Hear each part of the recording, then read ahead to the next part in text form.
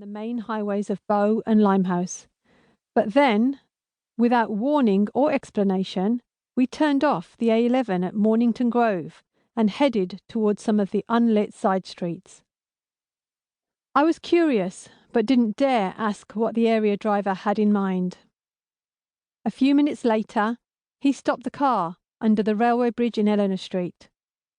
It was a moonless night, and the grimy, graffiti-covered brick of the bridge made for dark and dingy surroundings. I had no idea why we'd stopped, but there was another car parked on the side of the road. "That motor over there," the driver said. "Looks like it might have been nicked. Check out the number plate." I told him there wasn't enough light to be able to see from our distance, but he wasn't having it. "Go over and take a closer look," he ordered. I was reluctant at first, but he was very much the boss, so I thought I'd better do as I was told. I opened the door, got out and started walking.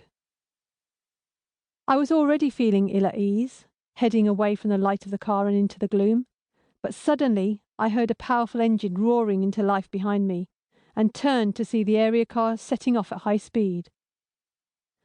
Within a moment, I was alone in the middle of nowhere, plunged into almost total darkness, unable to see more than a few yards in an area well known to be a crime spot. Just a few yards further along was a site designated for the travelling community, many of whom at that time lived as much outside the law as within it. I was terrified. Unable to believe what was happening, I reached for my personal radio and pressed the switch to broadcast an emergency message. But there was no response. Now my concern was rising fast, so I tried again. Nothing. But as I looked around, it became clear that the bridge overhead was obliterating any chance of a signal. I was checking my bearings to determine which direction I should walk in when I heard footsteps approaching from out of the darkness. Within a few seconds, I could see two men coming towards me from the direction of the traveller's site.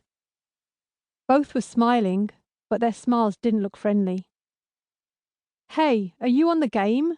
said one, laughing. I was, of course, in full police uniform, so the question was hardly a serious one. "How much will it cost us?" asked the other. I mustered my courage and told the pair to back off, but felt my voice catch in my throat. At only 5 foot 3.5 inches tall and of slight build, I felt very vulnerable in a dark street with no access to backup, and no way to raise the alarm if I were attacked. My fingers closed around the grip of what seemed to be a very flimsy truncheon. I tried to summon up my most authoritative voice. "Don't be stupid now," I said. "Just step away." The men were not impressed. "We could certainly have some fun with you," said one, and once again the two men exchanged looks and laughed.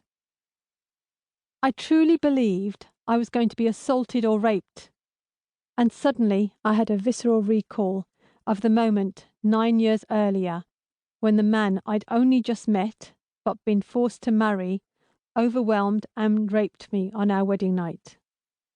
I was just 16 years old. Now here I was again, new on the job, new on this beat, unfamiliar with the area, and completely powerless and out of my depth.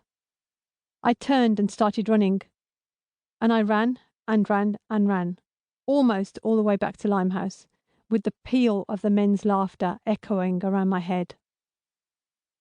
The incident was only the latest, and most serious, in several months of my life as a probationary WPC, woman police constable, in which I had already been frequently punched and kicked during demos, abused in the street, and subject to everyday racism and discrimination at work.